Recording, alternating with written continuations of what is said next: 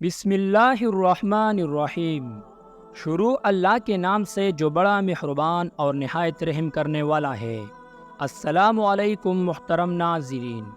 دوستو، ہمارے اس دنیا میں انسانوں کے علاوہ ایک اور مخلوق بھی آباد ہے۔ وہ مخلوق کافی طاقتور ہے۔ دوستو، یہ مخلوق جنات ہے۔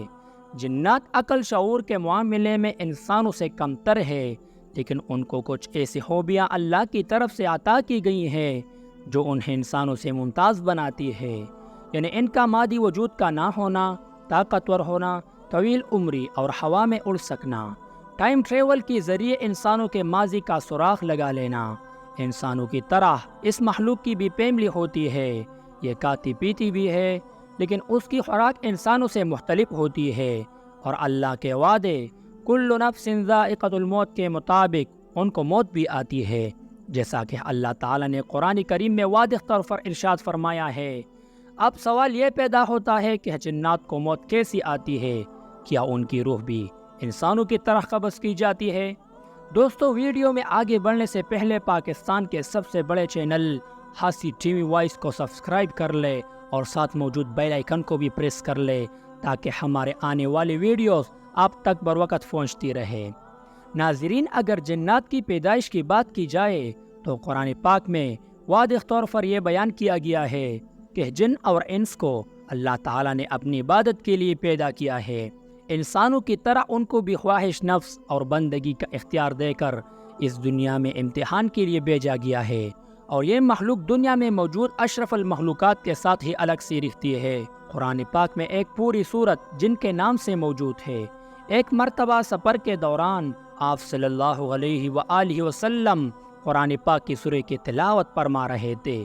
تلاوت سن کر جنات کا پورا گروہ آپ صلی اللہ علیہ وآلہ وسلم پر ایمان لے آیا اور کہنے لگا، ہم اللہ تعالیٰ کے ساتھ کسی کو شریک نہیں ٹھہرائیں گے۔ اسے پتہ چلتا ہے کہ جنات کی قوم میں مسلمان جن بھی ہوتی ہے، کافر اور شیاطین جن بھی ہوتی ہے۔ جنات کی موت کے حوالے سے علماء کرام کے دو نظریات ہیں۔ حضرت حسن بصری کا یہ کہنا ہے کہ جنات کو موت نہیں آتی، ان کو بھی اسی طرح مہلت دی گئی ہے جس طرح ابلیس کو مہلت دی گئی تھی۔ ابلیس کا تعلق بھی جنات سے ہے، اور اس کے چیلے قیامت تک انسانوں کو گمراہ کرتے رہیں گے، لہذا ان کو موت نہیں ہے۔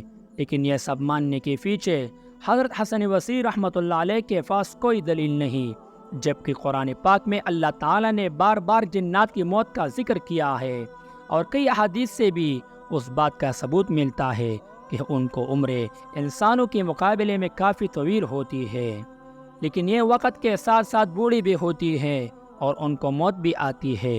لیکن ان کی موت انسانوں کی طرح نہیں ہوتی، کیونکہ انسان خاکی ہے اور یہ مٹی سے اپنا وجود رکھتا ہے، جبکہ جن آگ سے پیدا کی گئی ایک ناری مخلوق ہے جس کا کوئی وجود نہیں ہوتا۔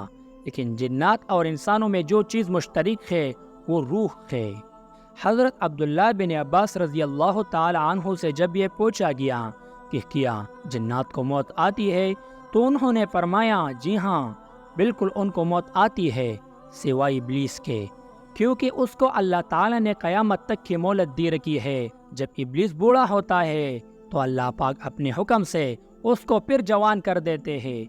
ابلیس ہمیشہ 30 سال کی عمر کا ہی رہتا ہے، اور بڑھاپے کے بعد ہمیشہ جوانی کی طرف لوٹ آتا ہے، جبکہ باقی جنات کی اپنی عمر پوری کرنے کے بعد یا کسی حادثے کا شکار ہو کر موت ہو جاتی ہے۔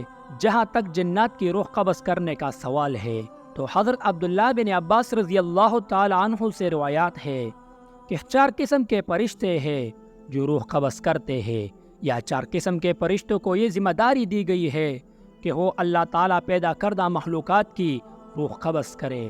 پہلا فرشتے حضرت اسرائیل علیہ السلام، جن کو اللہ تعالیٰ نے یہ ذمہ داری دی ہے کہ وہ صرف انسانوں اور فرشتوں کی روح قبض کرے۔ دوسرا فرشتہ جو کہ حضرت اسرائیل علیہ السلام کے ماتحت ہوتا ہے، اس کی ذمہ داری یہ ہوتی ہے کہ وہ جنات کی روح قبض کرتا ہے۔ تیسرے فرشتے کی یہ ذمہ داری ہے کہ وہ پانی میں رہنے والے مخلوقات، زمین پر موجود جانور اور کیڑے مکوڑوں کی روح قبض کرتے ہیں۔ یہ فرشتہ بھی حضرت اسرائیل علیہ السلام کے ماتحت ہے۔ چوتھے فرشتے کو اللہ تعالیٰ کی طرف سے یہ حکم ہے کہ وہ درختوں اور پودوں کی جان قبض کرے۔ یہ بھی حضرت اسرائیل علیہ السلام کے ماتحت ہے۔ قرآن پاک کی یہ سورہ واضح طور پر جنات کی موت کا ثبوت دیتی ہے۔ اے گروہ جنات، وہ انسان بھی ایسی گمان کرنے لگے تھے جیسے گمان تم نے کیا کہ اللہ تعالیٰ مرنے کے بعد کسی کو نہیں اٹھائے گا۔ دوستو، جنات اور انسانوں دونوں کے اندر روح ہی پائی جاتی ہے۔ فرق اتنا ہے کہ ہماری روح جو ایک مادی جسم کے اندر موجود ہے، موت کی وقت جسم کو چھوڑ کر عالمی برزخ میں چلی جاتی ہے، جبکہ جنات کی روح کسی کرنٹ یا انرجی کی صورت میں موجود رہتی ہے۔ ایسی انرجی جو کائنات میں چاہے جتنا عرصہ مرضی رہے تباہ نہیں ہوتی اور نہ ہی مٹ سکتی ہے۔ یہ انرجی انسانوں کے اندر بھی نگیٹو اور پوزیٹو دونوں طرح موجود ہوتی ہے۔ اگر مسلسل گناہ کرنے کی وجہ سے انسان کی نگیٹو انرجی بڑھ جائے تو جنات انسان کے جسم میں داخل ہو کر اس کے جسم پر اختیار حاصل کرنے کی کوشش کرتے ہیں۔ اگر وہ جسم پوزیٹو انرجی سے بھرا ہوا ہو اور ساتھ ساتھ پاک اور صاف بھی ہو تو اپنے جسم اور اس پوزیٹو انرجی کو استعمال کر کے نگیٹو انرجی کو ختم کر کے شیاطینی قوتوں کو شکست دے سکتا ہے۔ ہمارے نبی کریم صلی اللہ علیہ وآلہ وسلم نے فرمایا کہ جنات انسانوں کے جسم میں خون کی طرح ڈالتے ہیں، اسی گناہ کی طرف مائل کرتے ہیں کہ اس کا جسم نگیٹو انرجی سے بھر جائے، لیکن جب وہ انسان اللہ پاک کی حمد و ثنا کرتا ہے، اللہ ہی سے مدد مانگتا ہے، تو اس انسان کے اندر سے نگیٹو انرجی ختم ہو کر اس کا دل نور سے بھر دیا جاتا ہے۔ اس طرح انسان کے اندر سے شیاطینی طاقتیں مس ہو جاتی ہے۔ جنات کی موت کے حوالے سے بھی بہت سے طریقے ہیں۔ ایک موت جو کئی سو سال جینے کے بعد طبعی موت مرتے ہیں۔ اس کے علاوہ اگر کوئی جن شکل بدل کر جانوروں کے روپ میں انسانوں کے سامنے آ جائے اور وہ انسان اگر اس جانور کو مثلاً کتا یا بلی ان کو مار دے تو وہ جن مر جائے گا۔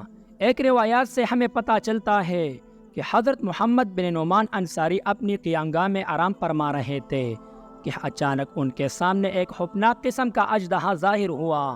اس کو دیکھ کر وہ خوف زدہ ہو گئے اور اس کو مار ڈالا۔ اس واقعے کے کچھ دیر بعد وہ اپنے گھر سے غائب ہو گئے۔ دراصل ان کو جنات اٹھا کر لے گئے تھے۔ انہیں اپنے قاضی کے آگے پیش کیا اور بتایا کہ انہوں نے ایک جن کو قتل کر دیا اور مقتولین نے ان پر قتل کا دعویٰ کیا۔ تو محمد بن نعمان انصاری نے کہا کہ میں نے کسی کو قتل نہیں کیا۔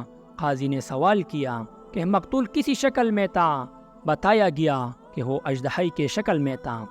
یہ سن کر قاضی اپنے پہلو میں بیٹھے ہوئے شخص کی طرف متوجہ ہوا تو اس نے بتایا کہ میں نے رسول پاک صلی اللہ علیہ وآلہ وسلم کو فرماتے ہوئے سنا کہ جو تمہارے سامنے شکل بدل کر لائے اسے قتل کر ڈالو۔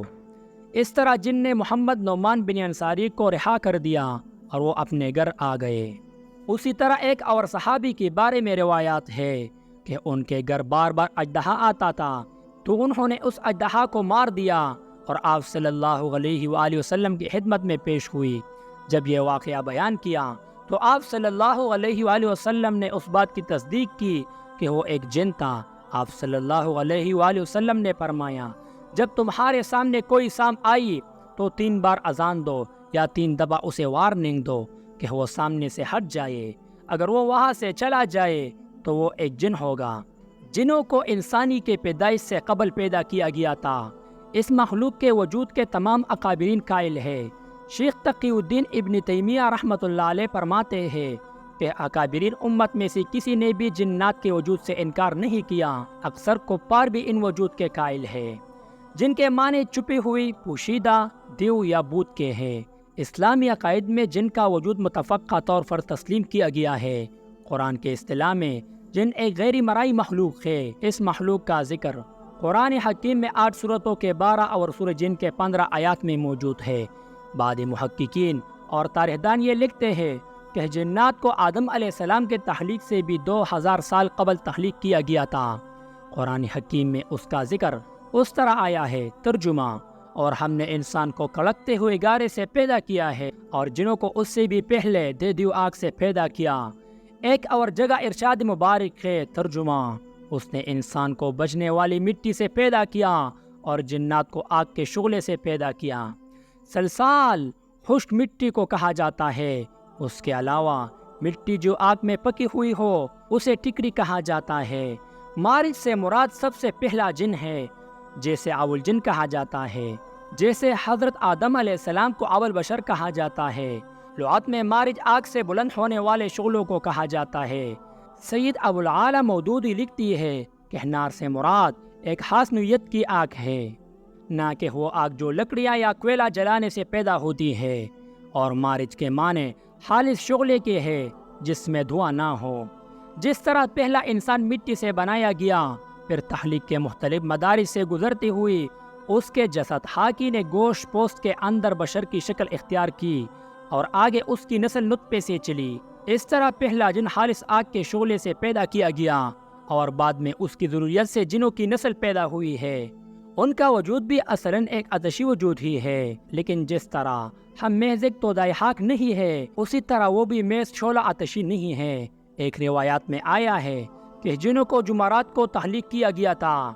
اہل عرب میں دور جہالیت میں بڑے توہم پرست ہوا کرتے تھے، 360 بتوں کی تو وہ پوجا اور پرستش کرتی ہی تھے، اور اس میں شدت کا یہ عالم تھا کہ ہر خاندان اور قبیلہ کا ایک الگ بت ہوا کرتا تھا، کوئی ایک قبیلہ دوسری کے بت کی پوجا نہیں کرتا تھا۔ چنانچہ اسی دور میں جب عرب قوم کے لوگ کسی سفر پہ روانہ ہوتے اور راستے میں کوئی وادی یا خوفناک بیابان آ جاتا، تو وہاں سے گزرتے وقت الفاظ ادا کر کے گزرتے میں اس سے وادی کے سردار اور اس کے قوم کے بے وقوفوں سے پناہ چاہتا ہوں۔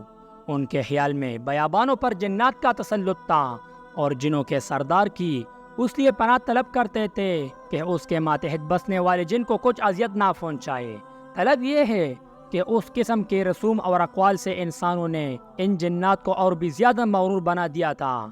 اس کے علاوہ اس مخلوق میں سرکشی اور نافرمانی کا بھی مادہ موجود ہے، اور اپنے مادے کی حیثیت کی بنا پر وہ سرکش بھی ہو سکتے ہیں۔ جب جنات آسمانوں پر جانے کی کوشش کرتا ہے تو ان پر شہاب ثاقب برسائے جاتے ہیں، اس سے کچھ شیاطین تو اسی وقت جل مرتے ہیں، اور جو بچ کر آتے ہیں وہ نجومیوں اور کاہنوں سے مل کر شیطانی عمل کرتے ہیں۔ ناظرین، یہ واقعہ مکہ کے قریب وادی نہلا میں پیش آیا ہے، جب آپ صلی اللہ علیہ وآلہ وسلم صحابہ کرام رضی اللہ تعالیٰ عنہ اجمعین کو فجر کے نماز پڑھا رہے تھے۔ جنوں کے تجسس تھا کہ آسمان پر ہم پر بہت زیادہ سختی کر دی گئی ہے، اور اب ہمارا وہاں جانا تقریباً ناممکن بنا دیا گیا ہے۔ کوئی بہت اہم واقعہ رونما ہوا ہے جس کے بنا پر ایسا ہوا ہے۔ چنانچہ مشرق اور مغرب کے مختلف اطرافوں میں جنوں کی ٹھولیاں واقعے کا سراغ لگانے کے لیے پھیل گئے۔ انہیں میں سے ایک ٹھولی نے قرآن سنا اور یہ بات سمجھ لی کہ نبی صلی اللہ علیہ وآلہ وسلم کی بعثت کا یہ واقعہ ہی ہم پر آسمان کی بندش کا سبب ہے، اور جنوں کی یہ ٹھولی آپ صلی اللہ علیہ وآلہ وسلم پر ایمان لے آئی، اور جا کر اپنی قوم کو بھی بتلایا۔ مکہ مکرمہ میں حرم کے قریب جہاں یہ واقعہ پیش آیا، وہاں اب مسجد جن بنا دی گئی ہے۔ بعضی دیگر روایات سے معلوم ہوتا ہے کہ اس کے بعد آپ صلی اللہ علیہ وآلہ وسلم جنوں کی دعوت پر ان کے ہاں تشریف بھی لے گئے، اور انہیں جا کر اللہ کا پیغام سنایا۔ اور متعدد مرتبہ جنوں کا عبد آپ صلی اللہ علیہ وآلہ وسلم کی خدمت میں بھی حاضر ہوا۔ جنوں شیاطینوں کا ذکر قرآن حکیم میں 120 سے بھی زیادہ مقامات پر آیا ہے۔ اس کے علاوہ جنات ایک دوسرے سے جنگ لڑ کر بھی ایک دوسرے کو قتل کرتے ہیں، جیسا کہ حضرت آدم علیہ السلام کی پیدائش سے پہلے دنیا میں جنات موجود تھے، اور مسلسل جنگ کے ذریعے ایک دوسرے کو قتل کیا کرتے تھے۔ مگر حضرت آدم علیہ السلام کے آمد کے بعد فرشتوں کو ایک دستے نے انہوں نے شکست دے کر کہ ویران اور بیابان جگہوں پر قید کر دیا۔ حضرت اسرائیل علیہ السلام فرشتوں کے اس دستے کو کمان کر رہے تھے۔ قرآن مجید میں سورہ بقرہ میں ارشاد ہے کہ اللہ تعالیٰ نے جب فرشتوں سے فرمایا ہے کہ میں زمین پر اپنا خلیفہ بنانے والا ہوں، تو فرشتوں نے جنات کی وجہ سے ہی یہ سوال کیا کہ اے اللہ، تو پھر سے جنات کی طرح ایک سرکش اور نافرمان مخلوق پیدا کرنے والا ہے؟ تب اللہ تعالیٰ نے فرمایا کہ میں وہ کچھ جانتا ہوں جو تم نہیں جانتے۔ دوستو، اس کے علاوہ جو جھوٹے پیر فقیر اور ڈونگی بابا یہ دعویٰ کرتے ہیں کہ انہوں نے جنات کو آگ میں جلا کر بسم کر دیا ہے، وہ جھوٹ بولتے ہیں، کیونکہ جنات بذات خود آگ سے پیدا ہوئے ہیں، اور ان کا کوئی وجود نہیں جو دنیاوی آگ میں جل سکے، جبکہ جہنم کی آگ اس دنیاوی آگ سے 70 گنا زیادہ خطرناک اور گرم ہے، اور اس کے آگ کا ایندھن کافر اور جنات ہو گئے، یعنی ان کے جلنے کی وجہ سے جہنم کی آگ اور بڑھ گئی۔ اللہ تعالی ہمیں جہنم کی اس آگ سے بچائے اور ہمیں ہدایت کے راہ پر چلنے کی توفیق عطا فرمائے۔ آمین یا رب العالمین۔